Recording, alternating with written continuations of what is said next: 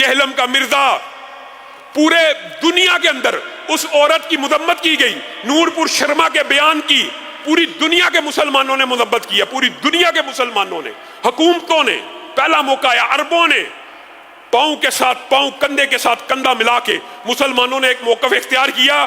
وہ جہلم کا مرزا، جس کو آپ مرزا جہلمی کے نام سے جانتے ہیں، وہ اٹھا، اس نے بیان دیا کہ نور پور شرما نے جو توہین رسالت کی ہے اس کے اندر مجرم مسلمان ہے، معاذ اللہ۔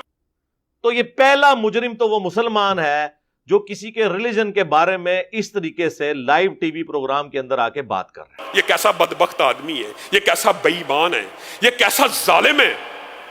کہنے لگا کہ جی نور پور شرما کا وہ جو پروگرام ہے آپ دیکھیں، اور واللہ میں نے نہیں تھا دیکھنا، میرے اندر یہ اپنی کفیات کی بات ہوتی ہے، میں سن لیتا ہوں لوگوں سے، لیکن میرے میں یہ برداشت نہیں ہوتی کہ میں دیکھ سکوں، لیکن اس بدبخت کی گفتگو کے بعد میں نے دیکھ بھی لیا، اور یہ اتنا بڑا جھوٹا اور کذاب ہے، اس نے کلپ بنایا ہے کہ آپ وہ پروگرام دیکھیں، آپ کو پتا لگے گا کہ مسلمانوں نے ہندو مذہب کی توہین کی تھی، اور نور پور شرما نے ریبٹل کے طور کے اوپر، جواب کے طور کے اوپر، الزام کے طور کے اوپر یہ باتیں کی ہے۔ جب آپ کسی کے مذہب کو چھیڑیں گے وہ آپ کے مذہب کے اوپر حملہ کرے گا، یہ ایسا بدبخت ہے۔ اس کی ترجمانی کرنا شروع کر دی۔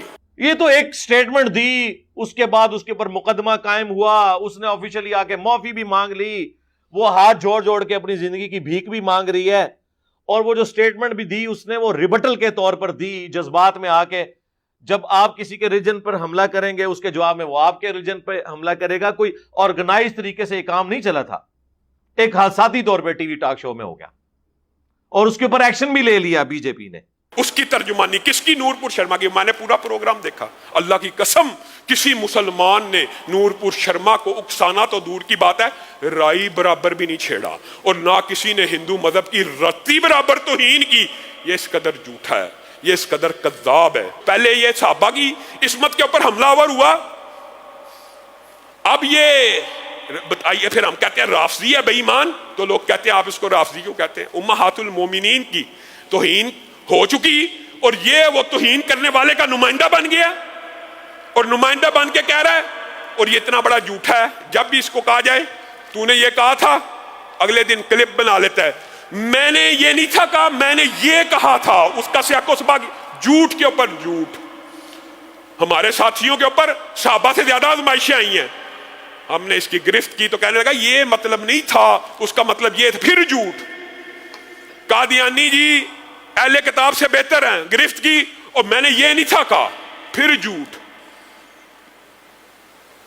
چھڑے حافظ کی کوئی فضیلت نہیں، گرفت کی، میں نے یہ نہیں تھا کہا، جھوٹ کے اوپر جھوٹ بولتا چلا جا رہا ہے۔ اور اب اگر اس کی اس موضوع کے اوپر گرفت کی جائے گی کہ تو نے کس بنیاد کے اوپر گستاخ رسول کی ترجمانی کی ہے، یہ بدبخت رسول اللہ صلی اللہ علیہ وسلم کی توہین کو بھی ریاکشن کہہ رہا ہے اور جھوٹ بول رہا ہے۔ اللہ تعالیٰ اس فتنے سے اس امت کو نجات دے۔ یہ فتنہ بڑھتا چلا جا رہا ہے، اور یہ ایسا فتنہ ہے، یہ اپنے آپ کو پتہ نہیں کیا سمجھتے ہیں، یہ اللہ کے فضل و کرم سے لوگوں کے اندر نکلے، یہ لوگوں عوام کے اندر نکلنے کے قابل نہیں ہے، اور یہ سمجھتے ہیں کہ یہ جو ہمارے چند لائکس ہیں اور چند فالوورز ہیں، اور یہ جو چند ہمارے پیچھے چلنے والے ہیں، یہ جو یوٹیوب کے اوپر، شاید یہی کل دنیا، کنویں کے مینڈک کو کنواں ہی پوری کائنات اور پوری دنیا لگتی ہے۔ کنویں کا مینڈک کنویں سے باہر نکلے تو اس کو پتا چلے دنیا کیا ہے۔